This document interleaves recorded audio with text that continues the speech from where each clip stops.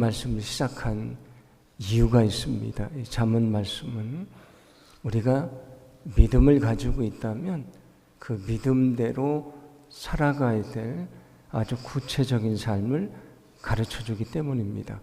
우리가 믿음이 있다고 말하면서 믿음대로 살아가지 않는다면, 믿음에 반하는 삶을 산다면 아무 의미가 없는 것이지 않습니까?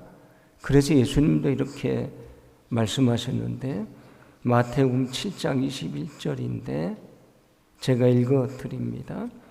나더러 주여 주여 하는 자마다 다 천국에 들어갈 것이 아니요 다만 하늘에 계신 내 아버지의 뜻대로 행하는 자라야 들어가리라 말씀을 합니다. 그냥 입술로만 주님 주님 하는 사람이 천국에 가는 것이 아니고 그 뜻대로 살아가는 사람이 천국에 들어간다 말씀을 합니다. 우리가 정말 주여 주여 하는 믿음을 가지고 있다면 그는 그 믿음대로 살아가야 된다. 믿음대로 살아가는 것이 진짜 믿음이라고 말씀해 주십니다. 왜냐하면 우리의 믿음은 우리의 행위로 반드시 나타나기 때문입니다. 만약에 행위로 나타나지 않는 믿음이라면 그것은 진짜 믿음일 수가 없는 것입니다. 그래서 성경 야고보서 2장 26절을 보시면 이렇게 말씀을 합니다. 우리 함께 봉독합니다. 영혼 없는 몸이 죽은 것 같이 행함이 없는 믿음은 죽은 것이니라. 아멘. 행함이 없는 믿음은 죽은 것이다. 믿음은 반드시 행함으로 나타나게 돼 있다. 행함으로 나타나지 않는 믿음은 진실일 수가 없는 것이라는 말씀입니다. 간절히 소망하기는 우리가 주여 주여 하는 믿음이 아니고요, 우리가 고백대로 살아가는, 믿음대로 살아가는 진정한 주님의 백성이요 또 진정한 주님의 제자가 되기를 간절히 소망합니다. 제가 잠언을 언제부터 시작했나 이렇게 좀 봤더니 작년 6월부터 시작을 했습니다. 제가 한 달에 한 번씩 치료를 했으니까 치료하는 주간에는 제가 하지를 못했고요. 또 변수가 생겨서 제가 열이 나거나 또는 병원에 입원했을 때 또 하지 못하고 이렇게 저렇게 하다 보니까 오늘이 제가 수요 저녁 기도에 우리 교회에서 마지막으로 인도하는 날인데 보니까 이게 28장부터 31장까지 4장이 남아 있습니다. 그러니까 이걸 맞춰야 되는데 어떡하지? 그런 마음을 갖게 됐는데 제가 28장부터 31장을 쭉 읽어가면서 제가 은혜가 됐던 몇 가지 말씀을 함께 나누면서 오늘 28장부터 31장 말씀까지 마지막 말씀을 좀 마무리해야 되겠다 그런 생각이 들어서 오늘 28장부터 31장 말씀 중에 제가 은혜가 됐던 몇 가지 말씀을 나누려고 합니다. 여러분들도 예배를 마치시면 4장이니까 4장 말씀을 잘 읽어보셨으면 감사하겠습니다. 오늘 28장 6절은 이렇게 말씀을 합니다. 가난하여도 성실하게 행하는 자는 부유하면서 굳게 행하는 자보다 나으리라 그렇게 말합니다. 세상은 어떤 생각을 가지고 있냐면 과정은 아무래도 괜찮다. 이렇든 저렇든 별로 중요하지 않다. 결과만 좋으면 좋은 것이다. 그런 생각들이 있습니다. 그래서 어떤 것을 얻기 위해서 수단과 방법을 가리지 않고요. 때로는 거짓을 말하기도 하고 그리고 남을 속이기도 합니다. 그래서 부자가 됐다면 그를 성공한 사람이라고 생각을 합니다. 세상 사람들은 과정이 어떻든 결과만 좋으면 좋다고 생각을 합니다. 그런데 중요한 것은 하나님은 결과보다 과정을 더 중요하게 여기신다는 것입니다. 우리가 아무리 좋은 결과를 얻어도 과정이 정직하지 않으면 하나님은 우리를 책망하십니다. 만약에 우리가 좋은 결과를 얻어도 정직하지 않았다면 우리를 책망하십니다. 비록 우리가 많은 것을 얻지 못하고 여전히 가난하고 여전히 힘들어도 그가 거룩하게 진실하게 살았다면 그를 하나님이 인정하시고 축복해 주십니다. 그러니까 하나님의 시선과 세상의 시선이 전혀 다르다는 것입니다. 출애굽을 한 이스라엘 백성들이 가나안 땅에 들어가려면 일주일이나 길으면 10일이면 갈 수 있습니다. 금방 가면 좋지 않습니까? 그런데 하나님은 그들을 40년 동안 광야를 방황하게 하십니다. 왜 그렇습니까? 10일을 가서 빨리 그곳에 가면 좋은 것이지 않습니까? 그런데 10일이 아니고요. 100일도 아니고요. 40년을 광야를 걷게 하셨습니다. 이유가 무엇이라고 말합니까? 그들이 아무리 빠르게 가나안 땅에 들어가도 그들이 믿음으로 훈련받고 온전한 하나님의 백성이 되지 않으면 거기서 믿음대로 살지 못할 것을 아셨기 때문입니다. 느려도 시간이 걸려도 40년이 지나서 그 땅에 들어가게 하십니다. 이것이 하나님의 방법입니다. 그런데 세상 사람들은 빨리 많은 것을 얻으려고 합니다. 이게 인간의 욕심입니다. 인간의 욕심 때문에 어떻게 됩니까? 죄를 행하기도 하고요. 우리가 남을 이기기 위해서 수단과 방법을 가리지 않을 때가 많이 있습니다. 여러분, 주님이 원하시는 것은 결과가 아니고 과정입니다. 우리가 더 천천히 가도, 우리가 더 많은 것을 얻지 못해도, 우리가 여전히 부족해도 거룩하고 진실한 믿음의 길을 갈 수 있는 저와 여러분의 삶이 되기를 간절히 소망합니다. 그러면 세상 사람들이 칭찬해 주지 않아도, 세상 사람들이 인정해 주지 않아도 주님이 우리를 인정해 주시고 축복하시는 놀라운 하나님의 은혜가 있게 될 줄로 믿습니다. 잠언 28장 9절을 보시면 이렇게 말씀하는데 함께 봉독합니다. 사람이 귀를 돌려 율법을 듣지 아니하면 그의 기도도 가증하니라. 아멘. 여기 율법이라는 하나님의 말씀을 말합니다. 하나님의 말씀을 듣는데 무관심하고요. 그 말씀대로 살아가는데 무관심하면서 내가 아무리 기도해도 내가 하는 말에 귀를 막았으니 나도 내가 하는 기도에 귀를 막는다. 그런 말씀이 됩니다. 우리가 간절히 기도해야 됩니다. 끈질기게 기도해야 됩니다. 그런데 아무리 우리가 기도를 해도 내 삶이 주님의 말씀을 듣고 순종하는 거룩한 삶이 아니라면 우리의 기도는 공허한 메아리에 지나지 않는 것입니다. 하나님은 하나님의 말씀을 듣고 말씀대로 살아가는 사람의 기도를 들으신다는 것을 믿으시기를 바랍니다. 우리가 기도에 걸림돌이 있지 않습니까? 그런데 여러분, 우리가 알아야 될 중요한 것이 있습니다. 다른 것이 내 기도의 걸림돌이 아니고요. 우리 자신이 기도에 걸림돌일 수 있다는 것입니다. 그런데 많은 사람들이 그것을 모르고 살아갑니다.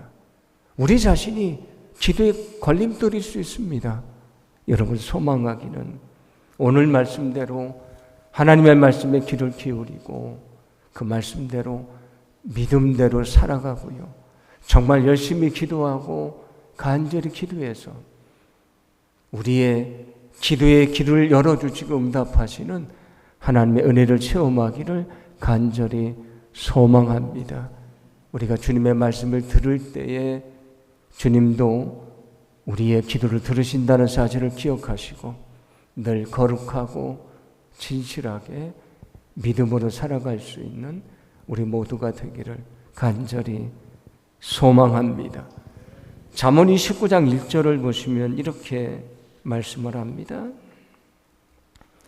자주 책망을 받으면서도 목이 곧은 사람은 갑자기 패망을 당하고 피하지 못하리라 말씀을 합니다.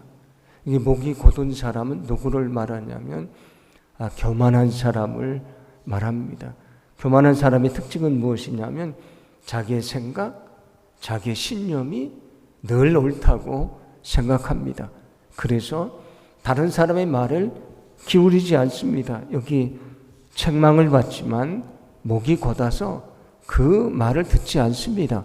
그런데 그것만이 아니고 더 중요한 것은 사람들의 말만 듣는 것, 안 듣는 것이 아니고 하나님의 말씀에 대해서도 귀를 막아버리고요. 그 말씀을 듣지 않는다는 것입니다. 그런데 어떻습니까? 우리가 주님의 말씀을 따라 살지 않고 교만하고 욕심을 부리면 결국 우리는 넘어지고 마는 것이지 않습니까? 우리가 잠언 말씀을 통해 계속 살펴본 것은 교만한 사람은 넘어지게 되어 있다는 것인데 잠언 16장 18절입니다. 우리 함께 봉독합니다. 교만은 파멸의 앞잡이이고 거만한 마음은 망하는 지름길이다. 아멘. 아멘. 우리를 넘어지게 하는 건 교만이다. 거만한 마음이 우리를 망하는 길로 인도한다라고 말씀해 주십니다. 예수님이 우리에게 뭐라고 말씀하셨습니까? 너희는 나의 마음을 배우라. 그 마음이 무엇입니까? 온유하고 겸손한 것입니다. 온유하고 겸손한 것이 예수님의 마음입니다. 저와 여러분이 그 예수님의 마음을 품고 살게 되기를 간절히 소망합니다. 우리가 주님 앞에 날마다 엎드리지 않으면 우리는 교만할 수밖에 없습니다. 제가 수없이 말씀드렸지만 누가 넘어집니까? 성경도 말씀하듯이 스스로 서 있다고 하는 사람이 넘어집니다. 서 있으니까 넘어집니다. 그러나 이미 주님 앞에 납작 엎드린 사람은 넘어지지 않습니다. 왜냐하면 이미 주님 앞에 그는 엎드렸기 때문입니다. 예수님의 온유하고 겸손한 마음, 그 마음을 품고 저와 여러분이 살게 되기를 간절히 원합니다. 그런데 여러 번 말씀드리지만 정말 세상에서 가장 힘든 것이 겸손한 것입니다. 세상에서 가장 힘든 것 중에 하나가 겸손한 것입니다. 그러나 그 겸손함을 통해 주시는 축복은 놀라운 것입니다. 저와 여러분이 주님 앞에서도 겸손하고요, 사람들 앞에서도 겸손하고 겸손한 자에게 주시는 그 은혜, 그 축복을 누리는 거룩한 삶을 살기를 간절히 소망합니다. 우리가 정말 부족하고 연약한 것이 많지만 정말 주님의 마음을 닮은 온유하고 겸손한 자로 일생을 살아갈 수 있도록 하나님이 축복해 주실 줄로 믿습니다. 잠언 30장은 아굴의 잠언이라고 되어 있는데 아굴이라는 사람이 모아놓은 잠언이다, 그런 얘기입니다. 특히 7절부터 9절을 보시면 그 아굴의 기도라고 말하는 기도가 나오는데 이 기도를 우리가 함께 읽어보도록 하겠습니다. 내가 두 가지 일을 주께 구하였사오니 내가 죽기 전에 내게 거절하지 마옵소서. 곧 헛된 것과 거짓말을 내게서 멀리 하옵시며 나를 가난하게도 마옵시고 부하게도 마옵시고 오직 필요한 양식으로 나를 먹이시옵소서. 혹 내가 배불러서 하나님을 모른다. 여호와가 누구냐 할까 하오며 혹 내가 가난하여 도둑질하고 내 하나님의 이름을 욕되게 할까 두려워함이니이다. 아멘. 여기 두 가지 기도를 합니다. 첫 번째 기도는 무엇입니까?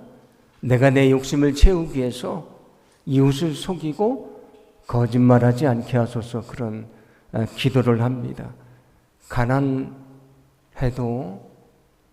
비록 가난해도 내가 많은 것을 얻지 못해도 결코 다른 사람을 속이고 거짓말하지 않게 하소서 그렇게 기도하는 게 첫 번째 기도고요.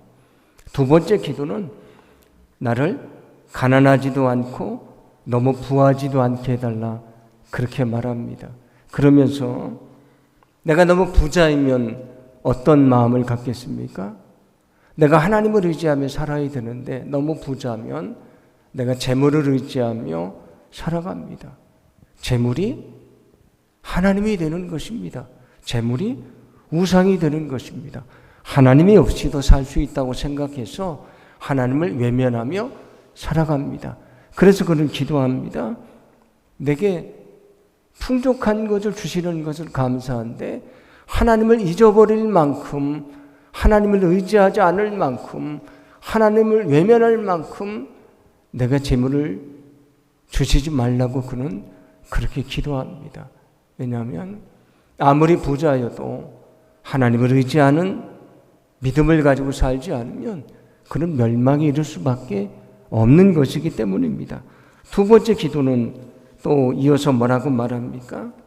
나를 너무 가난하게 하지 말아달라고 기도합니다. 옛날 우리나라 말 중에도 3일을 굶으면 남의 집에 담을 넘지 않는 사람이 없다 그런 말이 있지 않습니까? 배고파 죽겠는데 우리가 어떤 걸 훔치게 되지 않습니까? 내가 너무 가난해서 남의 것을 훔치는 죄를 범할 정도로 그렇게 가난하게 하지는 마십시오. 내게 살아갈 수 있는 일용할 양식을 주시고 하나님께 감사하게 해주십시오라고 말합니다. 이 두 가지 기도를 제가 보면서 깨닫게 된 것은 이 사람은 내가 거짓을 행하거나 속이지 않고 하나님의 영광을 드러내는 삶을 살게 해달라고 기도한 사람이구나 그런 마음을 갖게 됐습니다. 내가 너무 부유해서 하나님을 외면함으로 하나님의 영광을 가리지 않게 하소서. 내가 너무 가난해서 도둑질함으로 하나님의 영광을 가리지 않게 하소서. 그런 기도를 드린다는 생각을 갖게 됐습니다. 그의 인생의 가장 중요한 목표는 하나님께 영광을 돌리는 것입니다. 오늘 그가 기도하는 것처럼 저와 여러분의 기도가 하나님의 영광을 드러내는 믿음의 삶을 살기 위한 그런 기도가 되기를 간절히 소망합니다. 우리의 삶의 목표가 나의 영광이 아니고요, 하나님의 영광을 드러내는 것이 되기를 간절히 원합니다. 우리가 이 땅에 살아가는 많은 시간 속에서 하나님이 첫 번째가 되고요, 하나님을 위해서 내 자신을 내어줄 수 있는, 하나님의 영광을 위해서 내 자신을 다 사용할 수 있는 저와 여러분의 삶이 되기를 간절히 소망합니다. 오늘 31장은 르멜이라는 왕의 어머니가 그 르멜 왕에게 가르쳐준 잠언을 모아놓은 말씀입니다. 거기 10절 이하의 말씀을 보시면 가정을 잘 세워가는 믿음도 좋고 성실하고 지혜로운 현숙한 여인에 대한 말씀을 들려줍니다. 그러면서 그 여인을 칭찬하면서 이것을 통해서 그 가정이 믿음의 가정이 되고 축복의 가정이 된다. 그런 어머니, 그런 아내가 있는 가정은 참 복된 가정인 것을 말씀해 줍니다. 그러면서 마지막으로 31절을 보면 이렇게 말씀하는데 함께 봉독합니다. 그 손의 열매가 그에게로 돌아갈 것이요 그 행한 일로 말미암아 성문에서 칭찬을 받으리라. 아멘. 그 현숙한 여인이요, 믿음대로 살아가고 거룩하게 살아가고 정말 성실하게 살아가고 지혜롭게 살아갈 때에 그 믿음대로 살 때에 주시는 축복을 그는 누리게 된다, 그런 얘기입니다. 앞에서 우리는 믿음대로 살아가야 된다. 우리가 정말 믿음이 있다면 믿음대로 행하게 되어 있다고 말씀을 드렸습니다. 우리가 정말 주님에 대한 진정한 믿음을 가지고요, 그 믿음대로 행하게 되기를 간절히 소망합니다. 오늘 이 말씀의 마지막은 뭘 말씀해 주냐면, 수많은 말씀을 한 다음에 믿음대로 행한 너희에게 하나님의 보상과 축복이 있다는 것을 약속해 주시는 것입니다. 그런데 우리가 알고 있는 것처럼 말씀대로 사는 게 쉽습니까? 그렇지 않습니다. 예수님께서 우리에게 너희가 나의 제자가 되려면 자기를 부인하고 자기 십자가를 지고 나를 따르라고 하셨는데 결코 쉬운 길이 아닙니다. 하나님의 말씀대로 사는 것은 매우 힘들고 어려운 것입니다. 주님이 우리에게 너희는 넓은 문으로 들어가는 것이 아니고 사람들이 찾기 힘든 그 좁은 문으로 들어가라고 말씀을 하십니다. 하나님의 아들이신 예수님이 우리를 구원하시는데 어떤 길을 선택하셨습니까? 쉽고 편안한 길이요? 아닙니다. 십자가에 달리셔서 못이 박히시고 온몸이 찢기시고 피를 흘리시는 처절한 고난의 길을 선택하십니다. 왜냐하면 그게 하나님의 뜻을 이루는 길이었기 때문입니다. 믿음대로 산다는 것 쉽지 않습니다. 그러나 우리가 포기할 수 없는 것입니다. 왜냐하면 주님이 그 믿음을, 그 삶을 원하시기 때문입니다. 예수님이 누가복음 18장 8절에 이런 말씀을 들려주십니다.